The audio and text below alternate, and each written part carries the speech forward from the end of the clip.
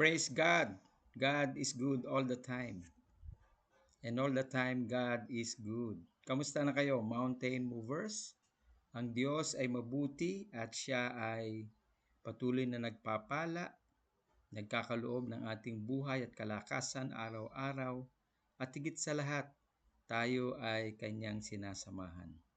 Hindi niya tayo pababayaan, sa halip ay ipinagtatagumpay sa bawat sandali ng ating mga buhay. Kaya marami tayong dapat na ipagpasalamat sa Diyos at ipamuhay natin kung gaano siya kabuti sa bawat araw ng ating buhay. Sa oras na ito, nagpapasalamat tayo sa Panginoon sapagkat muli nating madidinig ang kanyang banal at makapangyarihang salita na nagbibigay sa atin ng lakas, gabay, kaunawaan na ang lahat ng bagay na nilalang ng Diyos ay may layunin, maging ang ating buhay ay may layunin kung kaya tayo ay patuloy na nabubuhay sa mundong ito. Una, ang lahat ng ating gagawin, iisipin, lahat ng ating uh, ipaglilingkod ay makapagbigay tayo ng kaluwalhatian sa kanyang pangalan. Samantalang alam natin na ang lahat ay ipinrovide na ng Panginoon sa ating lahat. Lahat ng tugon sa ating pangangailangan ay higit pa yung kanyang inihanda para sa ating lahat. Kaya ang sabi sa Philippians chapter 1 verse 6, siya na nagsimula ng mabubuting bagay sa bawat isa sa atin, ang tatapos nito hanggang sa kanyang muling pagbabalik. Everything has been provided, everything has been done for us, and the Lord is good. He prepared all things for each one of us. Therefore, kapag ang Diyos ay naluwalhati natin, hindi lamang ang sagot sa ating mga pangangailangan ng ating masusumpungan, kung hindi ang lahat ng katuparan ng kanyang napakadakila at sabihin na nating grandeur o great na pagpaplano o kalooban niya sa ating mga buhay. Kagaya ng sinasabi sa Jeremiah 29 verse 11, for I know the plans I have for you, says the Lord, plans to prosper you and not to harm you. Kung kaya tayo ay pwedeng mabuhay sa mundong ito na hindi nag-aalala, hindi nangangamba, sa halip ay pinagkakatiwala ang lahat-lahat sa Kanya. At sumusunod tayo sa Kanyang mga kalooban na ating inaaral, na ating pinakikinggan sa Kanyang gawain, gaya ng pakikinig ng Kanyang salita tuwing araw ng linggo. Kaya wag nating kaliligtaan na tayo ay makapakinig ng salita ng Diyos sapagkat ang salita ng Diyos ay ang naging dahilan upang ma-exist ang lahat ng bagay. When God spoke that there was heaven, and heaven came to be. When God spoke about the separation of land and water, and it came to be. Nagkaroon ng mga bansa, nagkaroon ng buong lupain sa bawat bansa, at nagkaroon ng ocean, nagkaroon ng beaches, nagkaroon ng sea, at napuno ng lahat ng mga isda, lahat ng mga pinagkukunan natin ng pagkain, ang tubig na tinatawag nating sea or ocean, o yung pinapasyalan natin every summer na beaches na napakagaganda ng lugar, at maging ang lupa. Pinatutubo niya ang lahat ng punong kahoy na nagbubunga ng mga prutas. At siya ang nagpapaulan, siya ang nagpapasikat ng araw, siya ang nagbibigay ng pataba sa mga lupa upang ang mga puno na nagbubunga ng mga prutas ay mapagkunan natin ng ating pagkain araw-araw. Maging mga gulay, maging mga alagang hayop, mga puno na nagbibigay sa atin ng oxygen na ang kinakain naman ay mga carbon dioxide o yung dumi sa hangin. Nililinis ng mga puno ang anumang dumi sa hangin at ang ibinibigay ng puno ay oxygen upang tayo ay makalanghap, makahinga ng sariwang hangin, ng malinis na hangin. Ang lahat ng ito ay ginawa ng Diyos para sa ating lahat.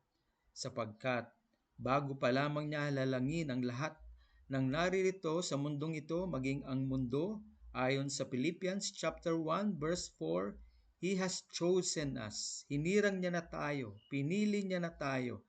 Alam na ng Diyos, matapos niya tayong lalangin at bigyan ng kanyang buhay, ay alam niya na kung saan tayo maninirahan. Alam niya na kung ano ang planeta na ating titirhan. Ito nga ay ang Earth. Kung kaya't ang lahat ng naririto ay ipinrovide niya sapagkat sa huling araw ng kanyang paglalang, lalalangin niya ang tao na ayon sa kanyang wangis at sa kanyang larawan na pamumunuan na lamang nila ang mundong ito. Pamumunuan na lamang ng tao na ginawa niya ayon sa kanyang wangis at sa kanyang larawan ang lahat ng inilagay niya sa mundong ito.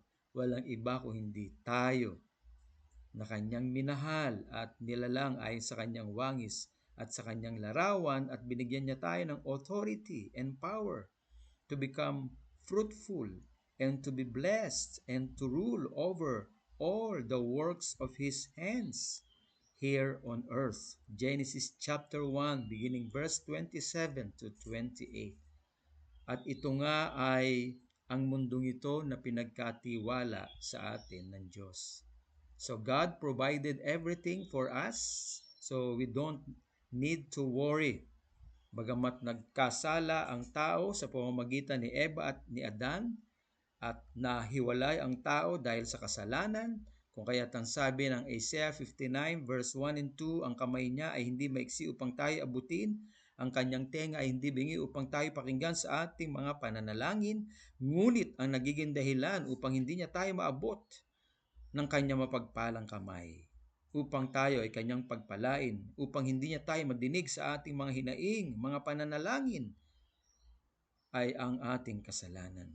Ngunit itinuring na kasalanan ang ating Panginoong Yesus ayon sa 2 Corinthians chapter 5 verse 21.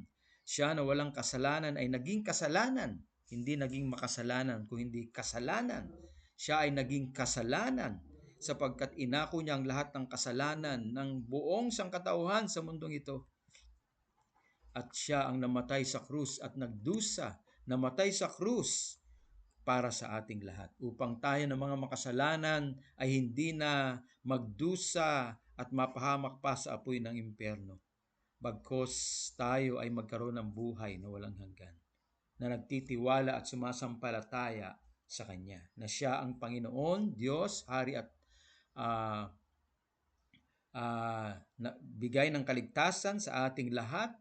Inako niya ang lahat ng ating karumihan, kasalanan, kung kaya't siya ang nagdusa at namatay para sa ating lahat, upang tayo ay hindi na mapahamak sa apoy ng impyerno, magdusa, bagkus magkaroon tayo ng kapatawaran sa ating kasalanan, malinisan sa anumang karumihan, at ito ay maging bunga natin sa buhay na walang hanggan at makapiling niya tayo sa kanyang kaharian magpakailanman.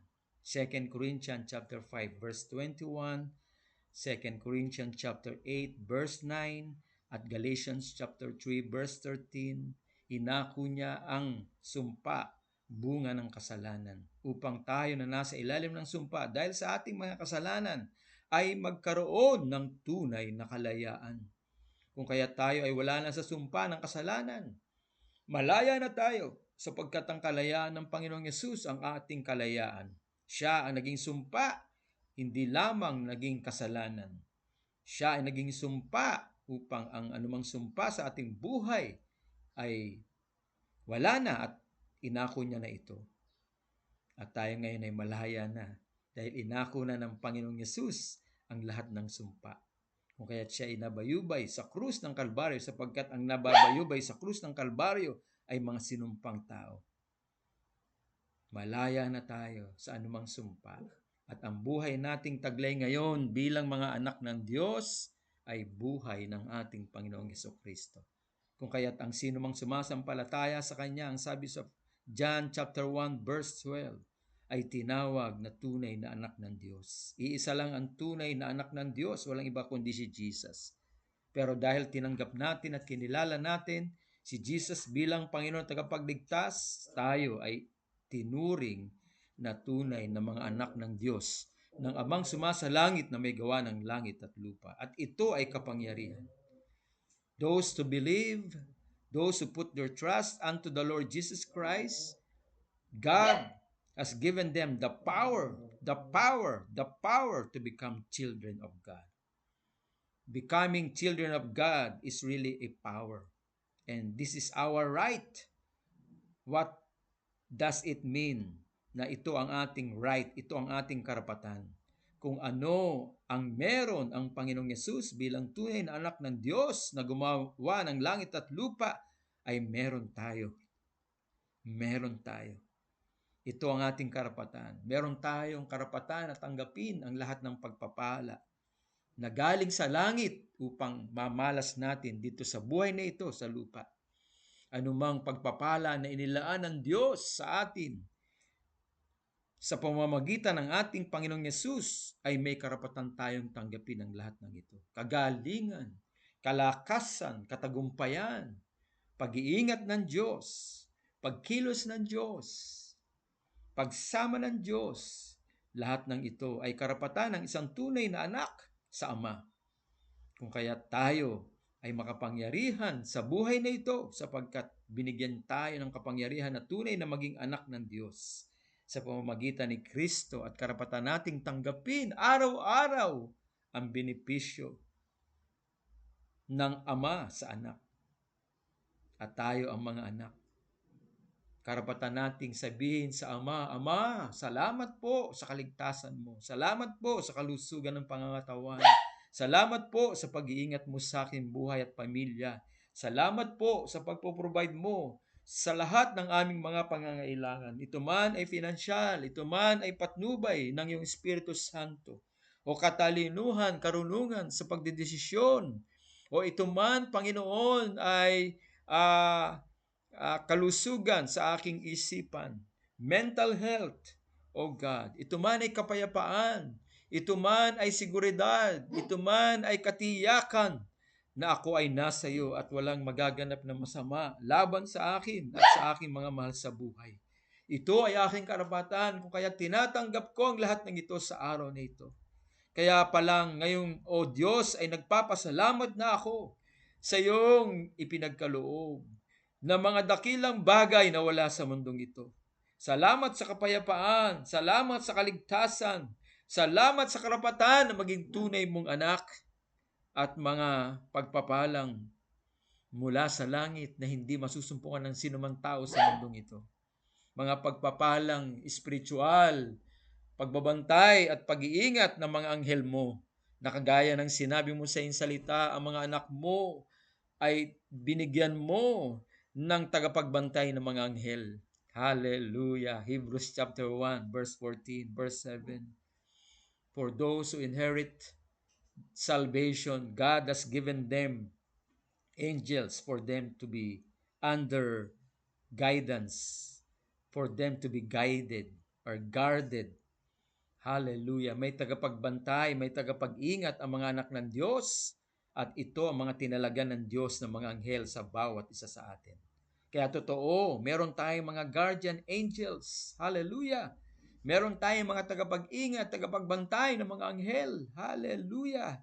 Saan tayo pumunta, binabantayan tayo ng mga anghel ng Diyos. Kaya wala tayong dapat na ipangamba, wala tayong dapat na ikatakot, wala tayong dapat na ipag-alala. Sapagkat hindi lamang nag-provide ang Diyos, kung hindi sinusustain pa niya ang kanyang pinrovide in an increasing manner. Ang pagpapala at himala ng Diyos ay may pag-antas ng taas ng pagpapala. Tinataas ng Diyos ang kanyang pagpapala. Tinataas ng Diyos ang kanyang pag-iingat. Tinataas ng Diyos ang kanyang pagpuprovide sa kanyang mga anak. Praise God! Mountain movers, ang Diyos ay maaasahan. Kaya ang sabi sa Numbers chapter 19, ang Diyos ay hindi katulad ng tao na kapag nangako ay hindi natutupad ang kanyang pangako. God is not a man that he should lie, nor the son of man that he should change his mind. God is the God who is faithful and true to all his promises. Kapag sinabi niyang yes, yes. Kapag sinabi niyang no, no.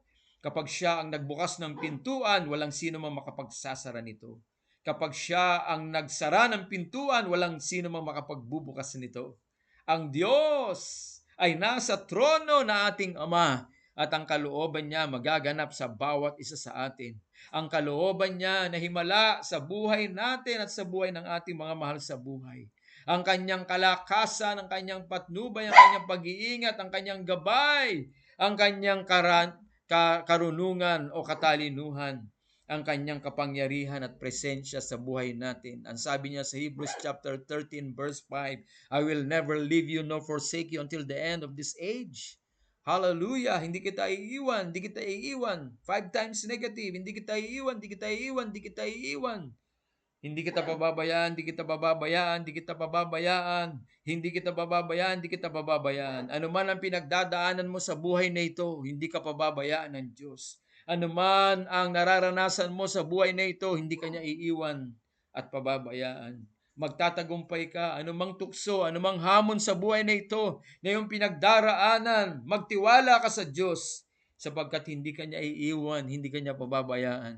Pagtatagumpayin ka niya, maaaring pinapadaan ka lang niya sa iba't ibang klase ng pagsubok sa buhay, sa iba't ibang klase ng hamon sa buhay, pero hindi nananatili o ibig sabihin nananatili ka sa ganitong kalagayan ng buhay.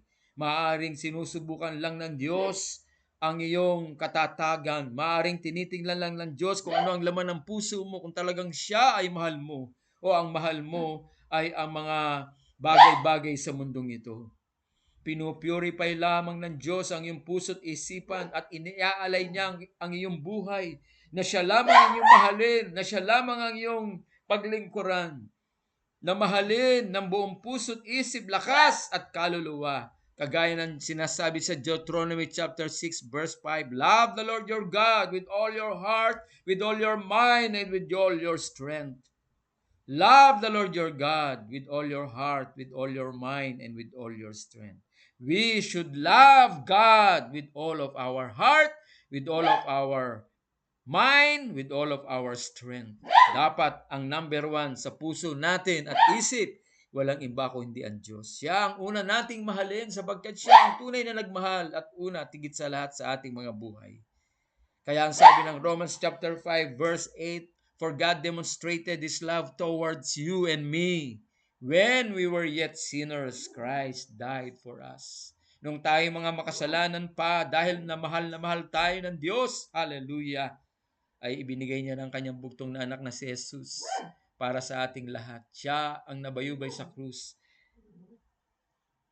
demonstrating His love for us, sapagkat gusto niya na manumbalik tayo sa Kanya at hindi na magdusa magpakailanman at mapahamak doon sa apoy ng impyerno kung hindi magkaroon ng buhay na walang hanggan. Amen. Mountain movers, let's give God our clap offering. God is good all the time. Amen. Praise God. Maasahan ng Diyos. Magtiwala tayo sa Kanya. Magpakalakas ang ating buhay sa pananampalataya sa Diyos. Kagaya ng sinasabi ng Ephesians chapter 6 verse 10, be strong in the Lord and in the power of His might. Mountain movers, be strong in the Lord and in the power of His might. Huwag kayong magpapabaya sa inyong mga pananampalataya sa Diyos. Patuloy kayong magbasa ng salita ng Diyos, manalangin at makinig ng ganitong mga pangangaral upang ang inyong pananampalataya tumatag at tayo makapagbigay ng karangalan at kaluwalhatian sa Kanyang pangalan. At kapag siya'y naluwalhati, pagpapala ang ating mararanasan. Gantimpala ang ating mararanasan. Pag-iingat ng Diyos at pagkilos niya sa buhay ng bawat isa sa atin ang ating mararanasan. Mabuti ang Diyos at kahit kailan hindi siya tumitigil ng paggawa ng mabuti at kahit kailan na hindi siya nagpapabaya. Kaya tayo manalangin. Salamat po Ama sa iyong kabutihan sa aming lahat. Salamat po Ama sa patuloy mong ginagawang mga himala sa buhay ng bawat isa po sa amin. Patuloy po namin sinusuko sa iyo ang aming puso, ang aming isip.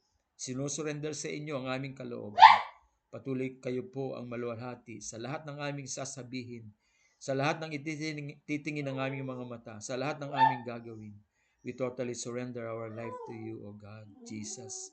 Oh, hallelujah. Have your way, take over. Hayaan nyo ang kalooban nyo maganap sa aming buhay. Pagpalain nyo po ang Zamora, Ribagay, Angati family. Pagpalain nyo ang Mountain Movers, ang pamilya ni Sister Jovi, ni Darlene, ang pamilya ni Jaja, ni Sister Soul, ang pamilya ni Cheryl, ni Nunoy, ang pamilya ni Nanay Irma, Tatay Arman, ni Brother Jerry, ni Sister Lisa, ang kanilang mga anak. Pagpalain nyo Sister Edith, si Gig, si Edward, at si Edsel, ang pamilya ni Gig, Panginoon. Maging si Lucci, O God, ang kanyang asawa, ang kanyang anak. Maging si Des, si Odessa, si Noah. Lord, continue to bless them. O God, maging si Sweetie, lahat ng mountain movers, Lord, continue to intervene in their affairs, maging ang kanilang mga gawain araw-araw. Salamat po, O Diyos. Patuloy po na ang iyong pagpapala ay aming nararanasan, maging ang iyong pag-iingat. Kaya Lord, maluwalhati ka, Ama, sa pangalan ni Jesus at sa kapangyarihan ng iyong banal na Espiritu Santo. Patuloy niyong paunlarin ang inyong pong mga anak at pagpalain ang mountain movers at ang aming pinapanalangin lupa at building ng church ng mountain movers ay magkaroon ng katuparang lahat.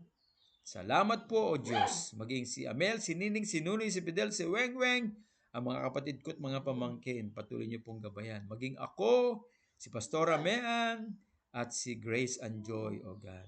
Salamat po ng marami sa iyong mga pagpapala na aming nakamtan at mga makakamtan pa sa buhay na ito. Ito pong aming dalangin sa pangalan ni Jesus, ang lahat na matagumpay na mountain movers ay magsabi ng Amen! Amen and amen! Praise God! Mountain movers, God bless you all! Ang lahat ay magbigay ng offering, okay? Bilang pagpapasalamat sa Diyos. Mga nanay o tatay, bigyan ng pang-offering yung inyong mga anak at kayo ay mag-offering lahat. Araw-araw, pinagkakalooban tayo ng Diyos ng buhay, kalakasan, pagkain, tubig, pag-iingat. Kaya yung ibibigay natin sa kanyang gawain as our love offering ay wala pa sa kanyang kadakilaang ginagawa sa buhay nating araw-araw. And yet, ito ay thanksgiving natin sa kanya. Kabutihan ng Diyos sa ating buhay. Malit lang na pagsukli sa kanyang kabutihan at kabaitan sa ating lahat. Kaya lahat ng mountain movers ay mag-offering as thanksgiving unto the Lord. Amen? Amen. Praise God. Glory to God. God bless you all, mountain movers. See you soon. Bye-bye.